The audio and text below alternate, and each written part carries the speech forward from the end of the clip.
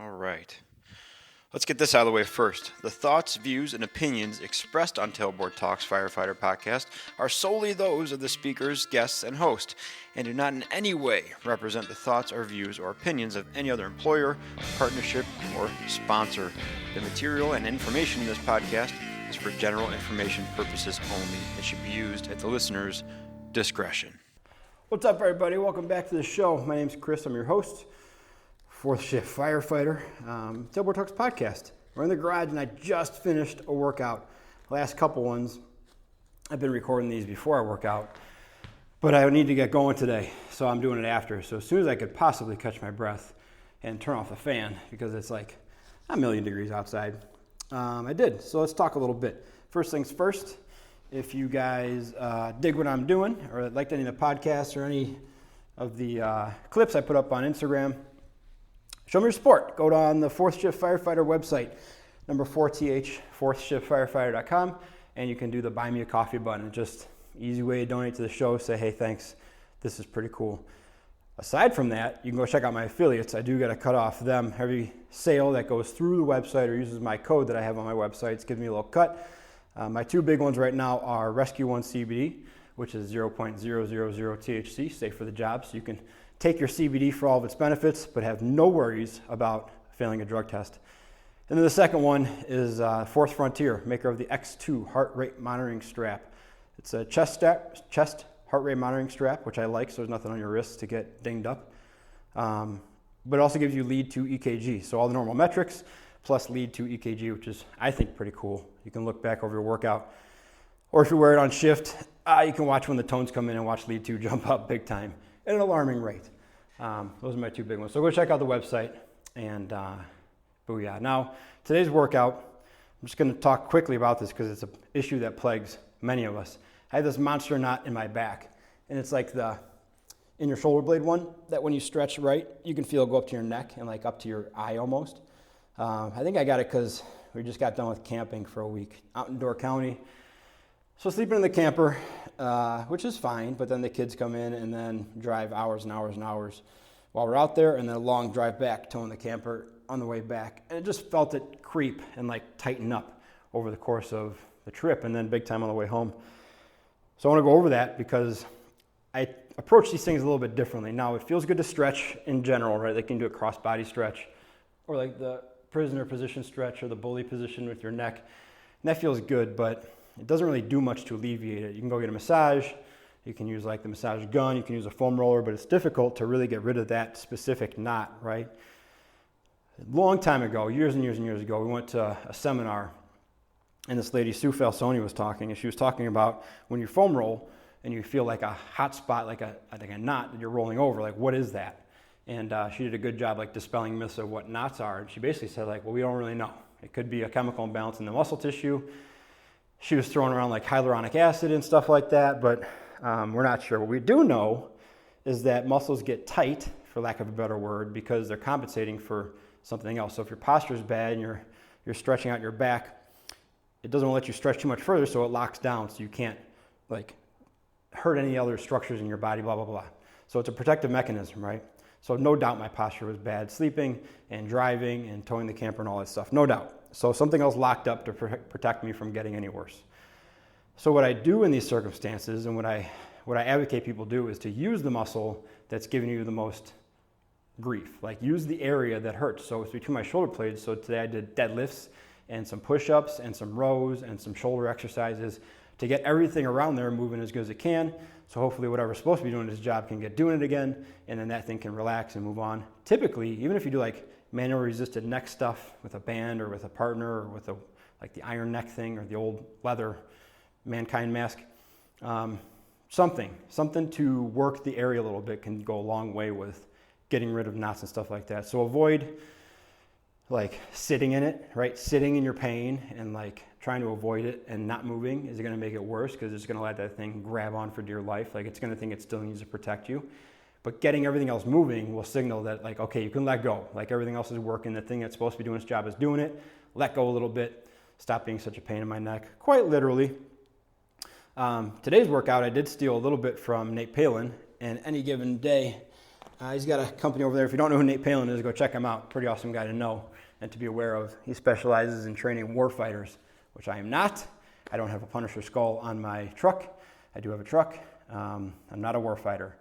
Firefighter, so we share a lot of parallels and a lot of cohesive thoughts in that, and his training plans are excellent. He's a very smart guy. So I was at a loss today. I needed to have someone else do the thinking for me, and he started a program called Master of None, which is just an excellent general readiness program. And he's been putting some workouts up on his Instagram page, so it's any given day. Go check them out. Check out the Master of None protocol and see what you can take from it or see if you can use it. And contact Nate. In the same vein, if you're looking for coaching, I have that available. I can do personal coaching digitally. I use an app that goes to your phone. I give you the workouts, then I give you the coaching through it. I also have some PDFs coming out soon on some workout builders, some like the 14-ish, the daily dose program. I'm working on getting those out as soon as possible. And then those will be downloadable from the website. So that'll be on fourthshiftfirefighter.com as well. So go check those out soon. Yeah. Let's talk a little bit today. Okay. I don't know about you guys. I have the best fights with myself in conversations when I'm working out, when I'm in the shower. Times when I'm supposed to be doing other things, my mind goes off and I start focusing on different things. So today I was thinking about influence and how I've seen people fall into traps of trying to think too big while influencing. And now this is going to sound similar. I had an episode a while ago called Think Small or something like that. I can't remember exactly. But what I want to stress in today is like, think globally, right? So you see things you want to change in your department or your family or your environment or your culture of the firehouse or whatever, but act locally. Like you need to take care of those people literally within 10 feet of you first.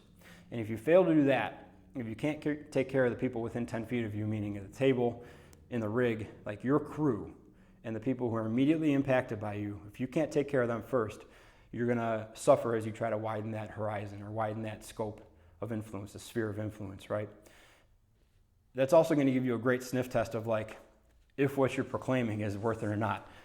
I've definitely gone to the table with ideas and they have gone over like a lead balloon, right? Like a fart in church kind of thing. They just die right there. I'm like, okay, maybe barking up the wrong tree with this, or this is not what this crew or my department is all about, so I'm not going to push this one because it goes, unknowingly goes pretty much against the grain of what we're supposed to be doing. So yeah, it's important to like have things you want to change as the department, and have things you want to improve and adjust. And of course, if you think of the negative things first of like, this sucks, this is bad, the department should make this a priority, why are they doing this, why are they spending money on that? Those are all common things, right?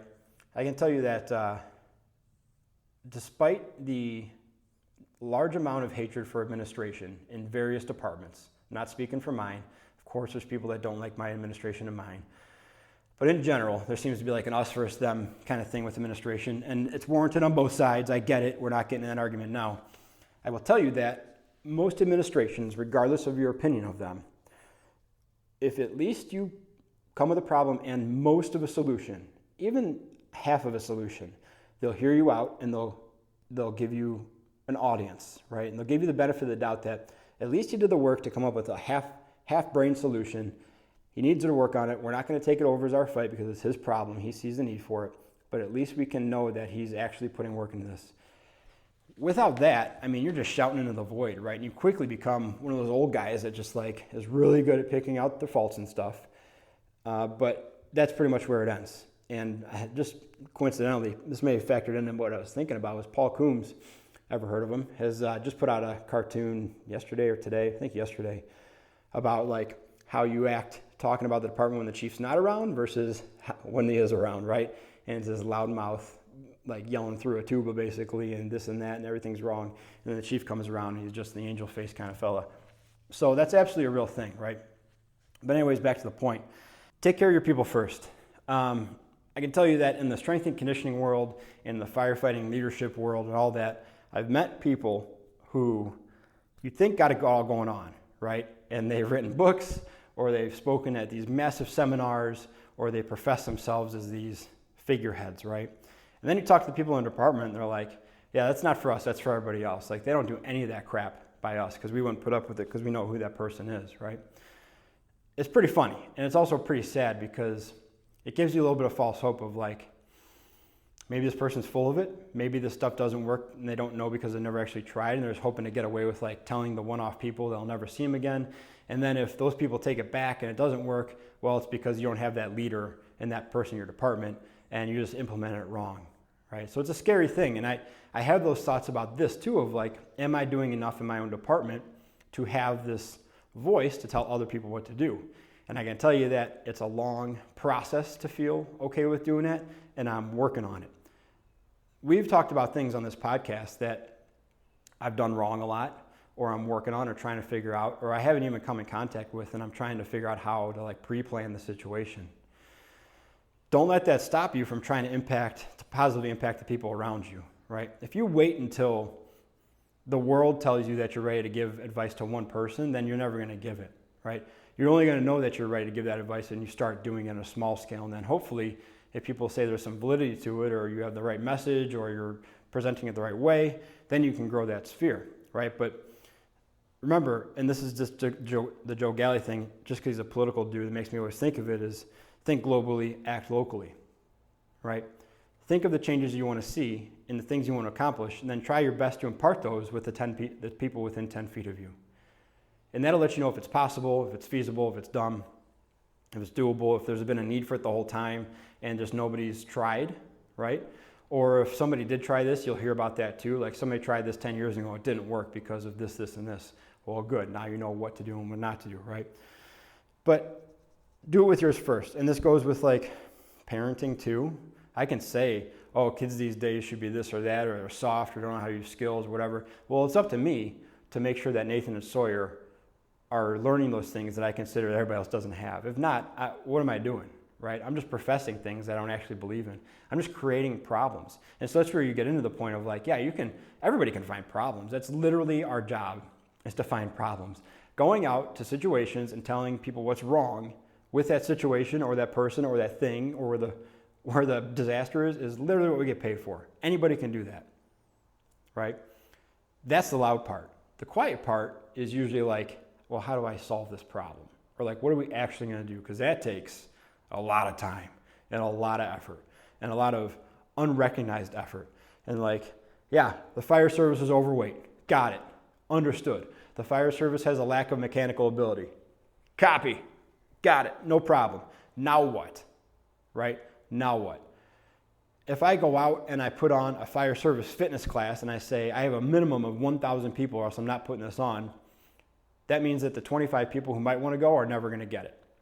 If I say I'm going to put on a class on building construction and I need a minimum of 1,000 people to go or else I'm not doing it, that means that the 50 people who just got hired in the last year that need to know building construction aren't going to get it because I'm thinking too big, right?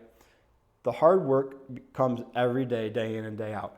Did you work out today? Are you eating like a jerk? Hey, let's go look at some buildings. Let's go walk our district. I put up a thing, it must have been a year ago, where we were walking our district and one of the guys picked out, and I'd never noticed it before, that the siding was asphalt shingles shaped like bricks. And then you started looking at how many more of these are around, and we found a bunch that we never looked at before. It looked like just dressed up brick, but it was asphalt siding shingles disguised as brick. So the work in making the changes is small, man. It's so small. It can be so frustrating and so time consuming for what can be perceived as very little payoff, very little progression. But the changes that will happen, you might not ever feel, or they might take effect decades after you leave, right? The new guys we're teaching today about the saws and the extrication equipment and tips and tricks on building construction and how to open a roof and how to get on a roof and how to get off a roof. They might not use that for years. They might not be assigned to a truck company that has an actual vertical vent assignment for years. And more we get away from that. It's like one of those high risk, low frequency endeavors, right? But years from now, when they get promoted, decades from now when they get promoted, and they got a new guy in the back and they got to open a roof, maybe they have the skills they learned in their first couple of years. Maybe, right? But if all they do is sit back and complain about the fire service today, doesn't know anything, and they're not good enough, and they don't know how to use tools, well, we know that. We got it. We understood. The fire service is out of shape. It's It's all a bunch of fat bodies coming in here and nobody comes from the military and nobody can play sports anymore. Got it. Well, what are you going to do? That's the day-to-day effort. That's the tough stuff. And that's where you need to think small. Your people within 10 feet of you. That's the greatest influence you can have. Then that spreads. That spreads to the department, or it doesn't. But to say that the 5 people around you aren't valuable because you can't impact 140 on the department scale, that's not fair, right? So this goes with a lot of stuff, man. Remember this too, that the people who impact you are far away, and the people you impact are very close, both literally and figuratively. The people who impact you, the chief, the admin, city hall, the state, the country, whatever, NFPA, far away, OSHA, far away. But the people you impact, your driver, your back end guy, your medics, or if you're the back end guy, your lieutenant, you impact them significantly. Those people are close, like actually close, physically and emotionally close, right? So keep that in mind. If you're going to start acting out against up here, the far away people, you're going to end up hurting the real close people. They don't know what you're doing. They don't know day to day what you're doing. They know what you should be doing. They have expectations of what you're doing, right?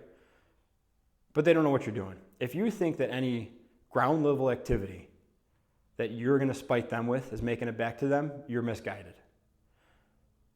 If you think that, you know what, they're making me be in charge of the ambulance today, I'm going to take as much time as I need on this report. And if admin doesn't like that, it's too bad for them. Admin does not care. Because someone else is going to go on the 2 other calls that you're not going on because you're dogging your report. Admin doesn't care. Admin knows that you're screwing over your buddies now, not them. The calls are getting responded to. Patients are getting transported. Care is being rendered, no matter where you are. Like tomorrow, when you go home, nothing's going to happen. Dude, all that's doing is screwing over the people that rely on you or trust you or you're supposed to be caring for, and they can see that. That's a very loud, clear message to them. So just remember that. The people who impact you are far away, but the people you impact are very, very close. Don't, it's the old cut off your nose to spite your face thing. Don't cut off your friend's nose to spite their face, okay? Hope that translated. All right, let's wrap this one up. I already started rambling a little bit. Are you guys enjoying these old man rant sessions? Listen, I kind of like angling a little bit towards the new hires and the newer firefighters, like 10 years less, 5 years less. I feel like the old guys, it's either preaching to the choir or we're all just a little bit too set in our ways. I know there's a bunch of old guys out there to listen, and we've had great conversations about making change in your department, things you'd like to see, the struggles of doing that stuff. But we all know the game, right? But there's a lot to be taught to the new people learning the game. And I used to say, like, just tell me the team and the rules, and I'm good. Like, that's all I need to know. I need to know the game, the team, and the rules. Set me on my way, right? But, guys, there's a lot of new guys, a lot of new hires, guys and girls, a lot of new hires that don't know the teams or the rules, right? And they think they know the game. So I want to help them. I want to help everybody.